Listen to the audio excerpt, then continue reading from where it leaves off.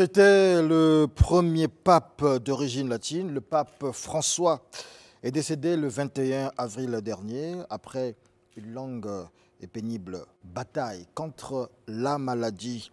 Et après ses funérailles, hier samedi 26 avril, quelle sera la suite des événements?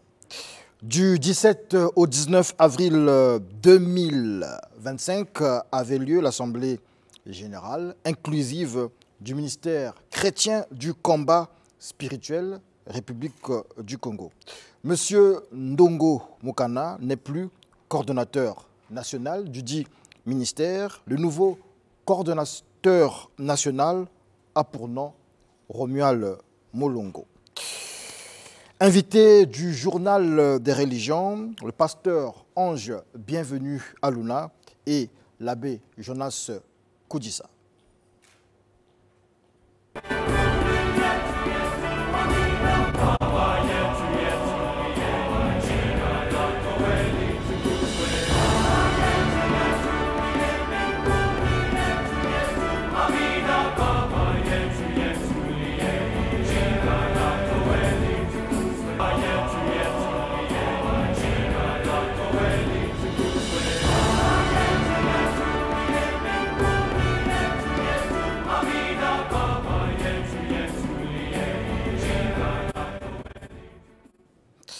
Voilà, merci de votre fidélité à l'émission du peuple.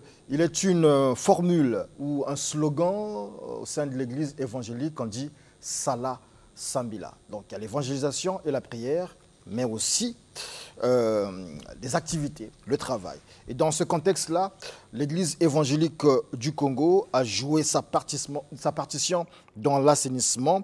Et voilà ce qui justifie l'organisation hier samedi d'une opération de salubrité dans Brazzaville.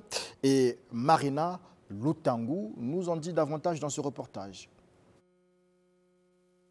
La propriété chasse la maladie, dit-on. C'est dans cette dynamique que s'inscrit l'opération de salubrité organisée samedi 26 avril par l'Église évangélique du Congo en partenariat avec la SEVA, entendue communauté d'églises protestantes en mission. Les jeunes venus des deux consistoires de Brazzaville de l'Église évangélique du Congo, scindés en deux groupes, ont parcouru les grandes artères de la ville capitale, notamment l'avenue de l'OUA en passant par la place du Rotary, la place de la République, pour le consistoire de Brazzaville 1, l'avenue de la Paix et le boulevard Denis Sassou Nguesso pour le consistoire de Brazzaville 2, avec comme point de chute le siège de la présidence de l'Église évangélique du Congo. C'est dans le cadre de l'éducation et de la transmission des valeurs que nous avions mobilisé donc notre jeunesse et en répondant aussi à l'appel de la SEVA, qui est une organisation des églises qui sont en mission apostolique. Cette initiative a été saluée tant par les jeunes de l'EEC que par le directeur général de l'assainissement.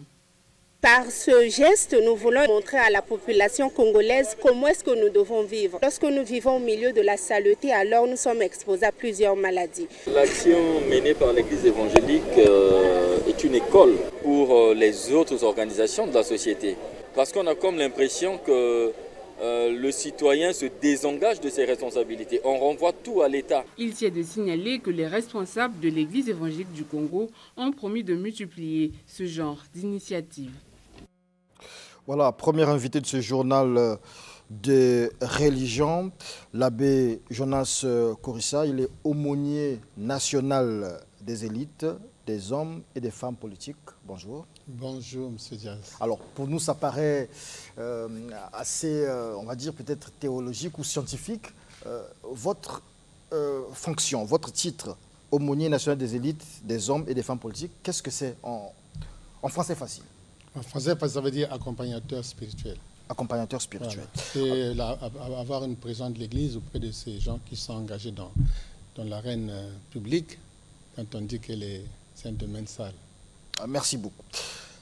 L'Église catholique est en deuil, mais pas seulement. Le monde entier est en deuil parce que le pape appartient à tout le monde et le pape François, justement, avait une espèce de lien particulier avec l'Afrique. J'aimerais ici, à l'instant, recueillir un commentaire, c'est-à-dire que sa disparition, qu'est-ce que ça vous fait? Bien sûr, comme tous les catholiques, comme tous les citoyens du monde, je dirais simplement comme vous l'avez dit, ça nous affecte tous, c'est un moment difficile. En même temps, nous avons tous été témoins de son combat admirable jusqu'au bout, comme Jean-Paul II d'ailleurs, jusqu'au bout, la souffrance, qui a donné aussi, rappelé la dignité humaine, la vie a une valeur jusqu'au bout. Pour moi, le pape François, c'est deux choses que je retiendrai en tant qu'Africain. D'abord, il a rappelé à l'Église que la priorité de l'Église, ce sont les pauvres. Ce qu'on appelle en théologie l'option préférentielle pour les pauvres.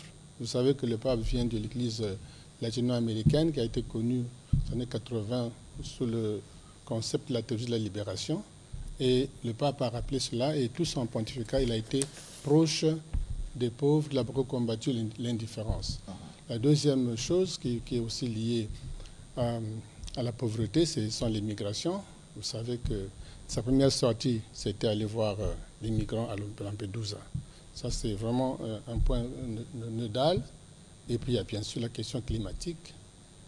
Le pape a contribué à faire en sorte que tout le monde prenne conscience qu'il faut faire quelque chose pour le climat, puisqu'avant, il y en a qui pensaient que c'était une question spéculative. Aujourd'hui, tous, nous sommes conscients que l'homme doit faire des efforts pour arrêter, en tout cas, la marche, si c'est encore possible. En tout cas, on doit faire beaucoup d'efforts tous pour préserver, comme il disait, notre maison commune, la terre. Alors, l'inhumation du pape a eu lieu, les obsèques, les funérailles ont eu lieu. Aujourd'hui, la question qui se pose, qui va remplacer, ou qui pour remplacer le pape François? Et on va dire peut-être que c'est une première, les rumeurs se confirment. Il y a deux candidats potentiels, l'un qui faisait partie de sa ceinture, comme on dit, c'est le cardinal de la RDC, et puis un autre. Donc il y a deux Africains dont les noms reviennent de plus en plus. Est-ce que cette fois-ci ce sera possible?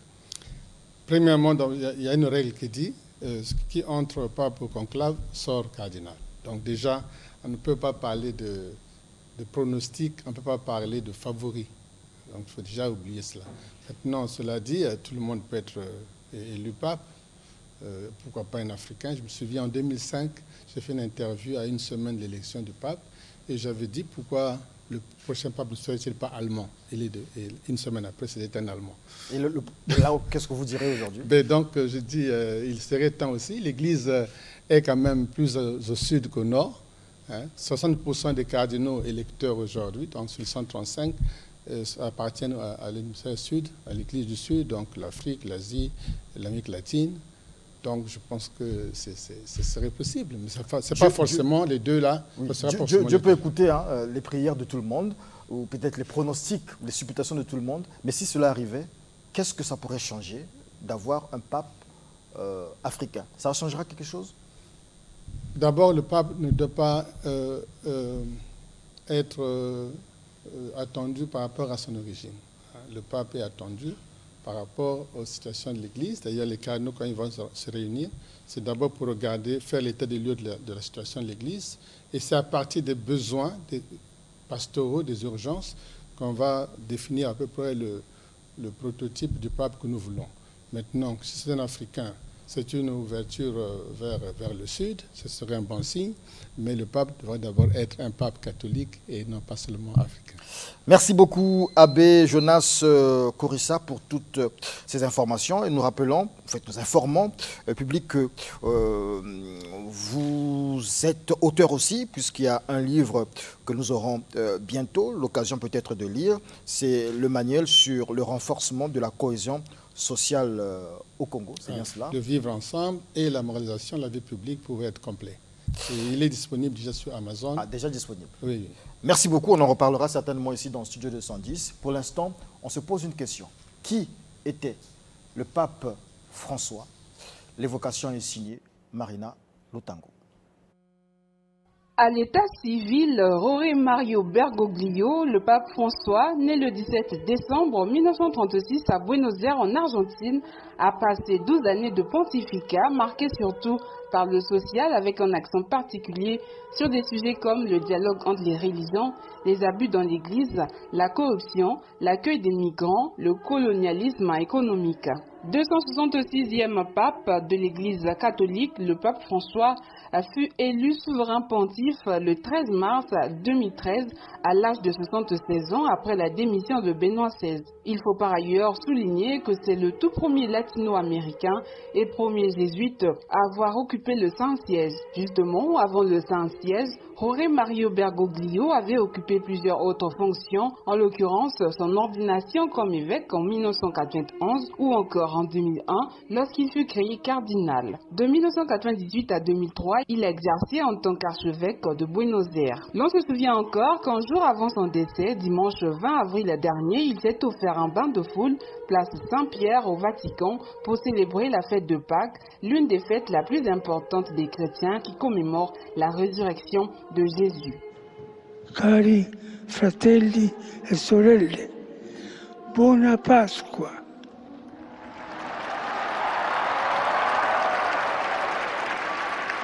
Il maestro delle cerimonie di leggere il messaggio.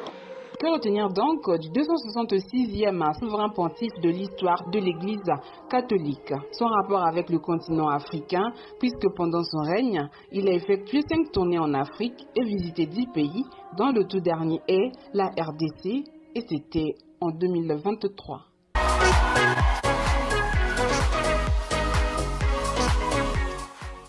Merci beaucoup à Marina Lutangu pour ce commentaire. Un commentaire aussi qu'on pourra avoir du pasteur Ange Bienvenu Luna. Bonjour. Le pape, ça vous touche, sa disparition? Oui, c'est un être humain. Et c'est quelqu'un qui était à la tête d'une grande communauté. Donc c'est tout à fait normal, ça ne peut que toucher le cœur. D'accord. Les Joseph d'Arimathée, c'est le thème d'aujourd'hui. Ça veut dire quoi concrètement, les Joseph d'Arimathée? Bon, lorsqu'on parle de Joseph d'Arimathée, nous sommes dans Jean 19, verset 38. D'abord, qui était Joseph d'Arimathée? C'est un homme riche, disciple en secret de Jésus, parce qu'il n'était pas parmi les 12, et il était de la ville d'Arimathée, une ville située à quelques kilomètres de Jérusalem. Alors, lorsque je parle de les Joseph d'Arimathée, ce sont les gens qui ont reçu l'appel de travailler avec les rois, les envoyés de Dieu, que Dieu appelait pour être à côté des autorités. Et nous avons le cas de Daniel. Nous avons le cas de Saul qui est devenu Paul, acte chapitre 19, où sur la route de Damas, quand le Seigneur l'appelle, le Seigneur dit à Ananias, cet homme, c'est un instrument que je vais utiliser pour porter mon nom auprès des rois. Donc, ce sont ces gens-là qui ont reçu l'appel, mais qui sont des chrétiens et qui ont reçu l'appel de travailler auprès des rois, pour porter le nom de roi, le nom de Dieu à côté des rois. Donc, voilà les Joseph d'Arimathée, et là où je vais, le message que j'ai voulu transmettre. Et en soulignant que ces personnes-là qui ont reçu cet appel, ben aujourd'hui, nous les diabolisons. C'est à Kotima Solo. Et alors que... Aujourd'hui, ces gens-là, les Joseph d'Arimathée, on peut les comparer à qui? Ce sont les conseillers spirituels, des chefs d'État, des ministres ou bien... Bon, parler du cause, ça peut être un conseiller ou bien ça peut être quelqu'un par rapport à sa spécialité. Et ça peut être un médecin, ça peut être même un conseiller spirituel, ça peut être... Pas forcément un pasteur. Pas forcément un pasteur, mais un chrétien que Dieu a donné le mandat d'être à côté des rois. D'accord. Voilà. Par exemple, si vous êtes chrétien, vous êtes au trésor public, il ne faut pas faire des détournements, par exemple. Bon, écoutez, la Bible dit... Quand on est chrétien, on rentre quelque part, il faut qu'on soit exemplaire. Bon, mais quand on parle de chrétiens, nous sommes une lettre écrite par le Seigneur, donc nous devons être le modèle. Je n'en disconviens pas. C'est tout à fait normal que la veste... Dans l'église, où devait avoir aussi, par exemple, des Joseph d'Arimathée, on trouve qu'il y a moins de Joseph d'Arimathée dans les églises. Il y a moins Parce que dans les églises, et les chrétiens et les leaders sont un peu plus mondains. Ils suivent plus le monde. Ils suivent plus que le monde, c'est-à-dire ils s'éloignent de l'évangile. Ils s'éloignent de l'évangile. Ah, c'est vous qui nous dites ici qu'il y a des faux pasteurs, il y a ceci. Oui, mais moi, je fais que vous accompagner. Justement, monsieur Diaz, écoutez, mais là où il y a le vrai, le faux ne manque pas. Ça, on ne peut pas le nier. Mais ne généralisez pas ça. Alors, la mission des Joseph d'Arimathée, c'est quoi? Alors, cette mission de Joseph d'Arimathée, ils ont pour mission de porter le nom de Dieu auprès du roi. Alors, je prends l'exemple, le cas de Joseph. Nous sommes dans Genèse chapitre 41, versets 8 à 23. Alors, Joseph, le roi avait un songe. Et ce songe demandait des explications. Mais le roi appelait ses magiciens. Les magiciens qui n'ont pas pu décortiquer, donner l'explication concrète du songe du roi. Un songe clé. Et on va appeler Joseph qui avait reçu cette grâce, qui a reçu le mandat d'être à côté du roi. Et lorsqu'on va l'appeler, Genèse 41, verset 8 nous dit, Joseph arrive, il dit, n'est-ce pas à Dieu appartiennent les explications? Et il présente ce qu'il possédait. La grâce pour dire que je viens de Dieu, c'est rien qu'à Dieu, pas vous, les magiciens. Et il donne l'explication qu'il avait donnée. Et si Joseph n'avait pas porté les éclaircissements, alors l'Égypte ne devait pas connaître peut-être ce que l'Égypte est devenue. Et il y a eu, quand on l'a placé, c'était lui l'intendant, pour gérer. Et voilà le premier rôle de Joseph d'Arimathée à côté, porter le nom de Dieu à côté des rois. Nous avons par exemple Daniel. Daniel qui a été menacé, persécuté, et quand il était à côté du roi, et le miracle que le Dieu a compris en lui, et finalement la Bible dit que le roi a fini à croire au Dieu de Daniel, et que le Dieu de Daniel est grand. Donc, il a eu accompli cette mission, c'est ça l'objectif.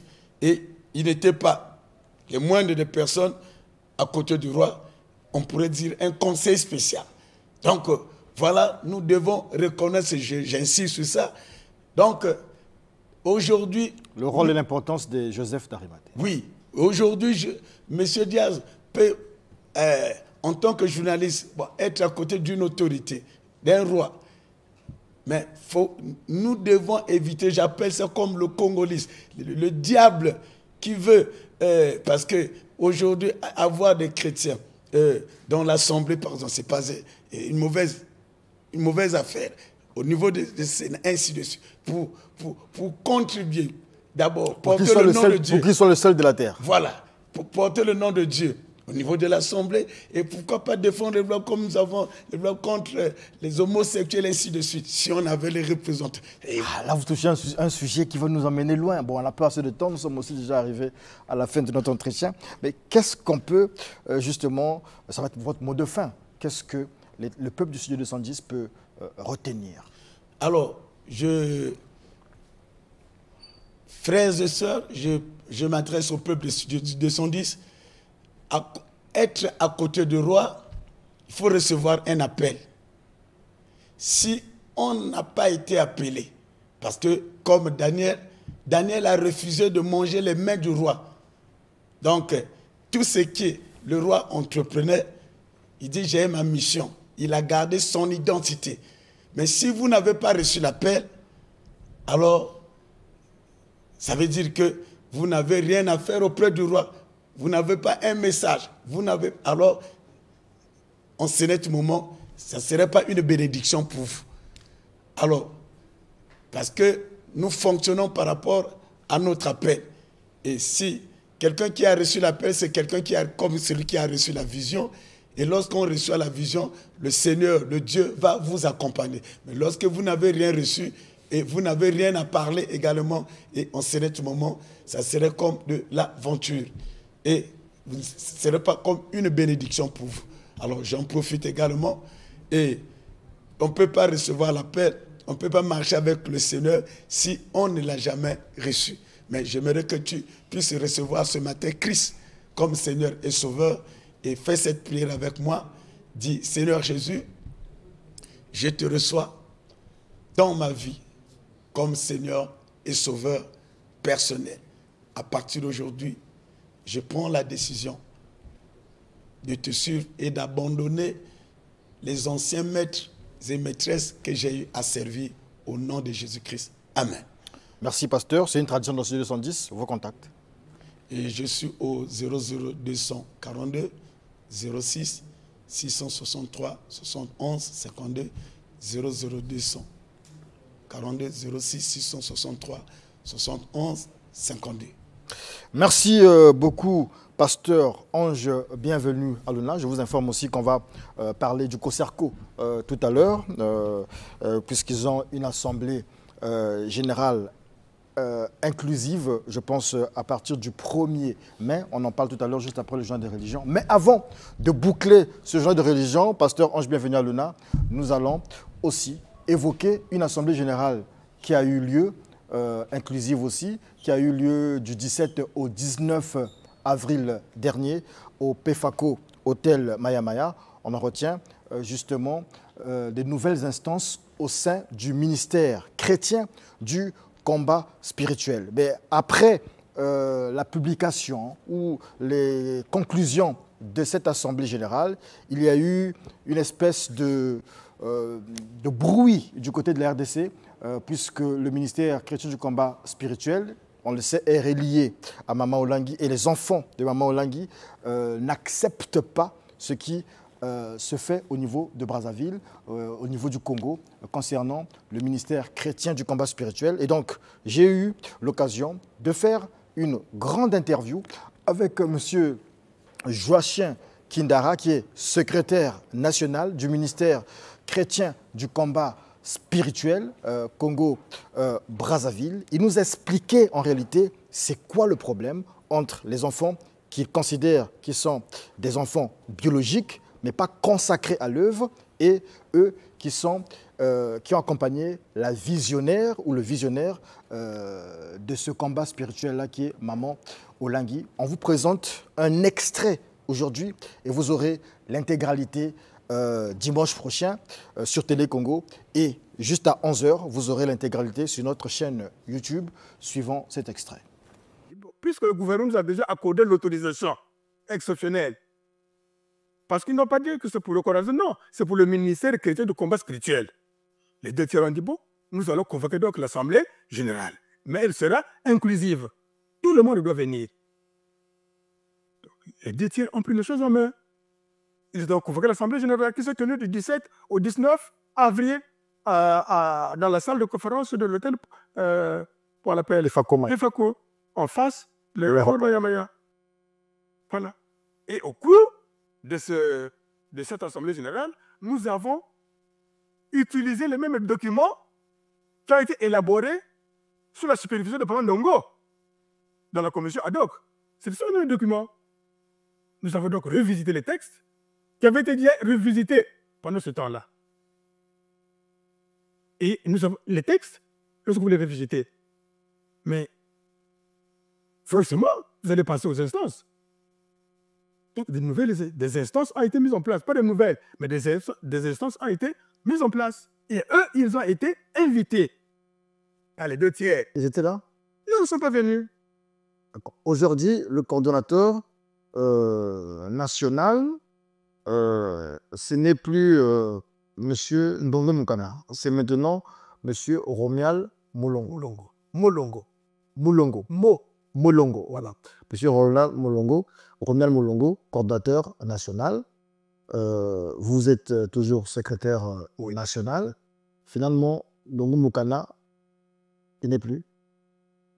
Est-ce qu'au niveau du ministère de l'Intérieur, on le considère toujours, depuis le 19, est-ce qu'il est toujours considéré comme coordinateur national? Je voudrais rappeler ici, monsieur le journaliste, cette Assemblée générale avait été autorisée par le gouvernement. D'accord. Par l'autorisation exceptionnelle. Et aussi par les dispositions de nos textes. Et ici, par exemple, j'ai le règlement intérieur du ministère chrétien du commerce spirituel qui dit, chapitre 1, section 1, Assemblée générale, dans son préambule, il dit « L'Assemblée générale est l'organe suprême et de prise de décision de l'association. Elle est ordinaire ou extraordinaire. L'Assemblée générale ordinaire se tient une fois l'an, au mois de décembre, sur convocation du président du conseil d'administration de l'association. » Chez nous ici, le conseil, de l'administration, c'est la coordination nationale. L'Assemblée générale extraordinaire peut être convoquée sur initiative du conseil d'administration ou à la demande des 2/3 des membres effectifs selon les circonstances. Donc, elle est légale et légitime. À partir du moment où c'est la loi qui nous l'autorise, à partir du moment où ce sont nos textes qui nous l'autorisent, les instances qui ont été mises en place sont les instances qui vont diriger maintenant le ministère chrétien du commerce spirituel de la République du Congo. M. Ndongo Mukana n'est plus coordinateur national du ministère chrétien de combat spirituel en République du Congo. Ce ministère qui avait reçu l'autorisation du gouvernement et de ses textes pour organiser l'Assemblée générale extraordinaire. Ça, c'est entendu. Dernière question, je la reprends. Qu'est-ce que vous répondez? Quelle est la conduite à tenir puisque les enfants au lundi disent vous traînez devant la justice? Monsieur le journaliste, notre gouvernement est vraiment lent à la colère. Le gouvernement a invité Alain Olengi, ici à Brazzaville. Il est venu, il avait peur de venir, il m'a dit, demande ma sécurité. Il m'a dit non, c'est le gouvernement qui vous invite, venez. Il est venu ici, il a été écouté par le gouvernement. Parce que chaque fois, lorsque nous écrivons au gouvernement disant le coordinateur ne veut pas, parce que Kinshasa ne veut pas, le gouvernement a voulu être sûr. Si vraiment c'est Kinshasa qui ne veut pas, Alain est venu. Il a dit au gouvernement qu'il ne pouvait pas s'asseoir avec les membres de la République du Congo. Et il a même demandé au gouvernement, si possible, de fermer le ministère. Olengi, en tant que chrétien, nous pensons qu'il aurait pu être plus humble pour demander encore au gouvernement comment faire pour que tout le monde puisse s'asseoir. Il a dit niet. Et le gouvernement, certainement, par rapport à ce comportement, il a dit bon, allez-y. S'il y a une autre procédure de la convocation de l'Assemblée générale, allez-y, faites-le. Et les autres membres de la coalition nationale ont trouvé la procédure des 2/3. C'est cela. Si aujourd'hui les enfants disent que nous avons été exclus, mais exclus de quoi? Moi, je n'ai jamais adhéré à la fondation. Aucun Congolais n'a adhéré à la fondation. Ça n'existe pas. Merci beaucoup, Monsieur Joachim Kindara. Je peux peut-être conclure ici en disant que les parents vous ont mis dans un bourbier et vous ont mis un peu dans la saleté, les parents, en faisant ces textes-là, en cachant des choses et tout ça.